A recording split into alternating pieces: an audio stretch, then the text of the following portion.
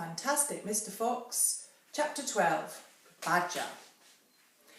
Mr. Fox and the 3 remaining small foxes dug fast and straight.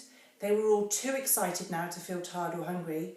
They knew they were going to have a whacking great feast before long, and the fact that it was none other than Boggis's chickens they were going to eat made them churgle with laughter every time they thought of it.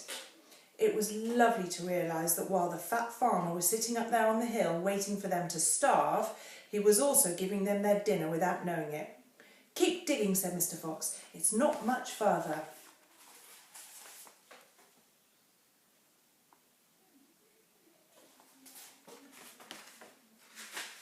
All of a sudden, a deep voice above their heads said, "Who goes there?"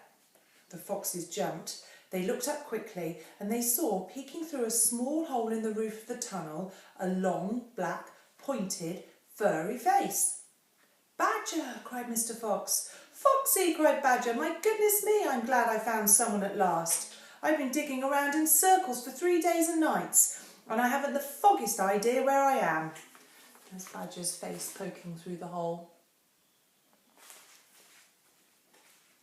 Badger made the hole in the ceiling bigger and dropped down beside the foxes. A small badger, his son, dropped down after him. "Haven't you heard what's happening up on the hill?" Badger said excitedly. "It's chaos. Half the wood has disappeared, and there are men with guns all over the countryside. None of us can get out, even at night. We're starving to death."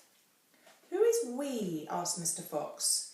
"All us diggers. That's me and Mole and Rabbit and all our wives and children. Even Weasel, who can usually sneak out of the tightest spots, is right now hiding down my hole with Mrs. Weasel and 6 kids.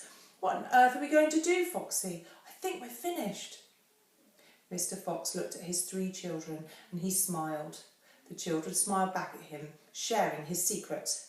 "My dear old Badger," he said, "this mess you're in is all my fault."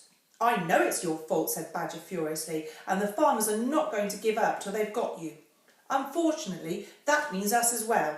It means everyone on the hill." Badger sat down and put a paw around his small son. "We're done for," he said softly. "My poor wife up there is so weak she can't dig another yard." There he is, getting very cross with Mr. Fox.